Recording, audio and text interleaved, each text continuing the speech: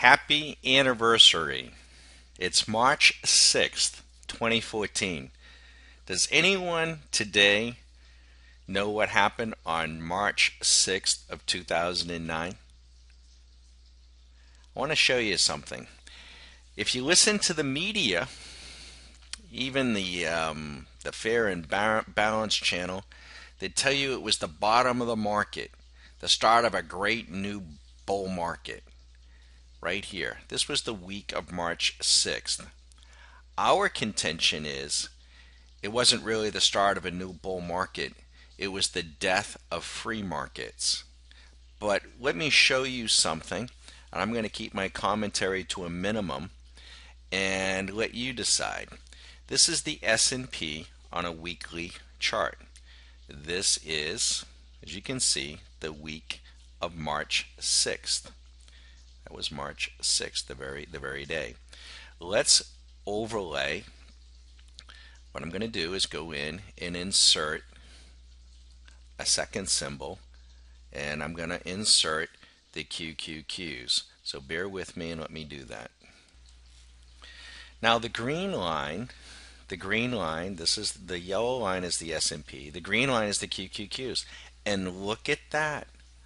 On March 6th of 2009, the Qs, which are the NASDAQ, they hit the very bottom of the market. Isn't that interesting? Let's look. Boy, I tell you, it must have been a lot of individual folks calling their brokers, their brokers, and say, hey, get me into this market. The jobs are going to get better. The weather's going to get better. What about the Russell 2000? Let's plug that in. That symbol is the IWMs. Let's do. Okay, the blue line, the dark blue line, is the Russell 2000. That represents the free markets of 2,000 stocks. And look at that. Is that not amazing? The very bottom of the market was also March 6th. March 6th. Of 2009. That is amazing, and away we go. A new bull market. There's going to be lots of good weather. Let's look at those Dow stocks that everybody is, just averaging into every month. Let's look at those. So now we have overlaid the Dow, the free market of the Dow Industrials, right? When did they bottom? They bottom right here too. Right here. What in the world? So, on March 6th, 5 years ago, something happened. And everybody in the country called their brokers and their brokers and said, get me in this market. Didn't they? I mean, they all bottomed at precisely the same time, on the same day. The Dow Jones 30, the S&P 500, the Russell 2000, and the NASDAQ. So I want to go in and I'm going to change, I want to see the month of March. And I'm going to change this now from a weekly because I want to see what was going on that week.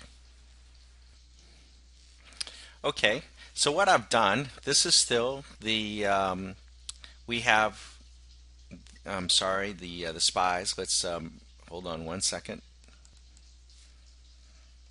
Sorry about that. I was just trying to arrange the colors. This is what we've done.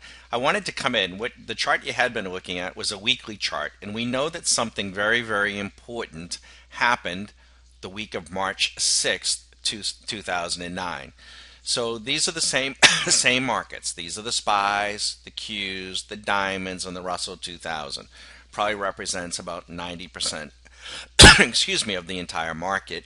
And I set the beginning dates from March 1st of 2009 to March 31st of 2009 so that we could, and I did it on an hourly time frame, And now I want to bring your eyes right to here. This was the collective bottom in the market. All of them, all the markets, everything bottomed at precisely March 6th, and I can even tell you the time, 15:30 hours, military time. At 15:30, something happened here. Now I ask you, was everybody glued to CNBC or the New York Times? Go back and look at the news stories over here and even over here to see if the populace were all on to something. But something happened here. And collectively, ba-boom, the markets took off. Somebody knew something. What did they know? Let me show you. Up from 9.6 to 9.8%. The economists who decide such things say the recession ended in 2009, but this is the worst recovery the nation has ever seen. Ben Bernanke is concerned. As chairman of the Federal Reserve, Bernanke has enormous power over the world economy, and he's used that power in ways that the world has never seen. During the panic of 2008, he committed trillions of dollars to rescue the financial system, and the Fed dropped interest rates nearly to zero. Now, in a new move that's become controversial, Bernanke intends to commit another $600 billion to hold down interest rates. Translation, folks. Hold down interest rates. Hold down interest rates. Who gets hurt in that? If you have saved your entire life and you did not want to speculate in the stock market, you wanted to put your money into secure, fair interest due instruments so that you could secure your retirement, that he wasn't going to have. He was going to force feed you into risky assets. Tina, there is no other place, right? That's what we hear on CNBC day in and day out. There is no other place. The reason why we're here, folks, is this guy. He stole the fair interest money due the savers and the producers. Let's hear there just a little bit more.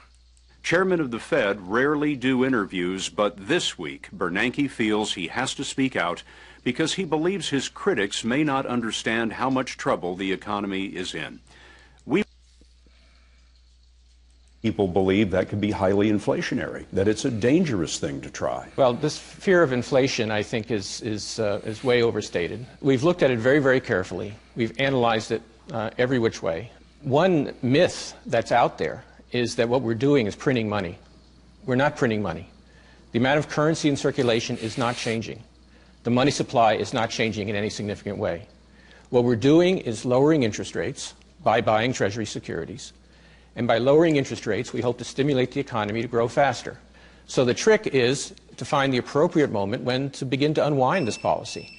And that's what we're going to do. Is keeping inflation in check less of a priority for the Federal Reserve now? No, absolutely not.